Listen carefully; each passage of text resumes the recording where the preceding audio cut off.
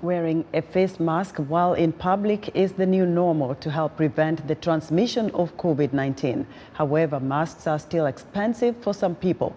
To alleviate this hurdle, a Ugandan company, Biogenics Limited, has become a leading distributor of top-quality medical supplies at an affordable cost.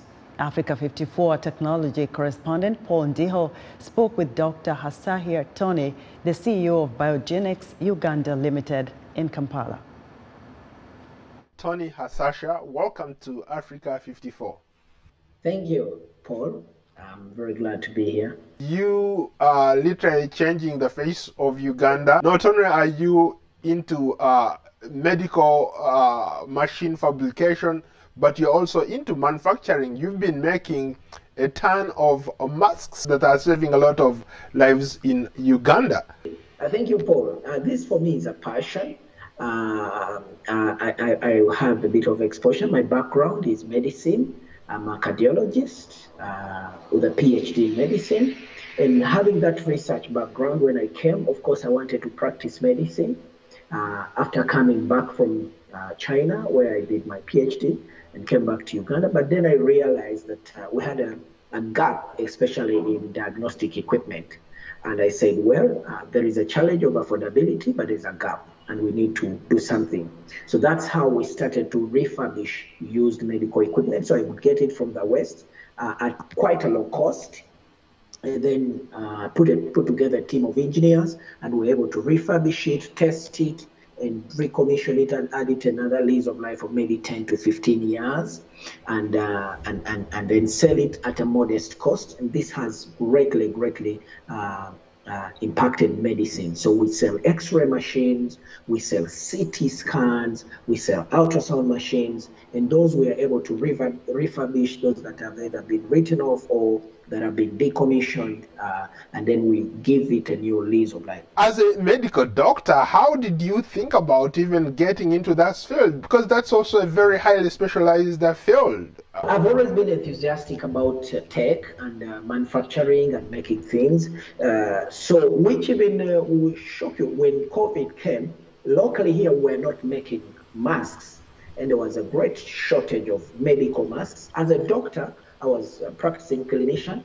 I was at risk. My colleagues were at risk, and the box of masks went from just a mere about $3 to about $100. You can imagine, it was so expensive.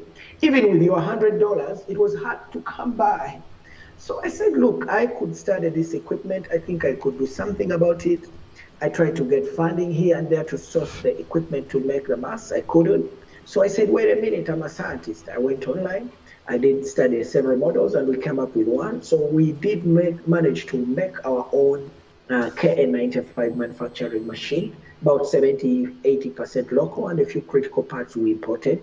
And we put together our first machine, and we were able to make KN95.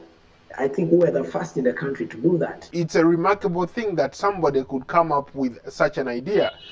When the whole world was hunkered down, everybody was trying to look for ways to survive through this pandemic. You came up with a solution. Even here, you talked about masks being expensive. Initially here in the United States, they were impossible to get. They were very expensive. You could buy a pack of like 10 for about $30. How much of an impact do you think you've had on the community just by doing that locally? When COVID started, we had our first lockdown in March 2020, and by the time of the lockdown, I can tell you we're not manufacturing a single piece of masks as a country, none whatsoever. And of course, after lockdown, different people were thinking. We managed to make our first masks in August 2020. And since then, we have introduced the 3-ply mask. This is a mask from our company. You can see it is very authentic. Our demand as a country was about 353 million masks annually, and we're making none. Currently, about 50% of the masks are made locally. We make about 10% of that, 10%, because we have upped our production from a paltry 20,000 daily to about 125,000 masks daily, or that translates to about 3.5 million masks per month, or about 42 million masks annually. That's slightly about 10% of our need as a country for just this particular mask. So I think that is an impact. We also have created jobs. We employ about 46 youth, and the number is still growing. About 85% of those are women. That's also another big impact that we have had. Of course, we saved the country lots of money for import of these masks. I wish the world had a lot more people like you, people who think outside of the box. They look at a problem and come up with a solution. Thank you so much for your time, Tony. Thank you, Paul. That was Africa 54 tech correspondent Paul Ndiho speaking to Tony Hasahya, the CEO of Biogenics Limited in Kampala, Uganda. And that's our show for today. Be sure to watch Africa 54 on our website at voaafrica.com. From all of us here in Washington, thanks for watching.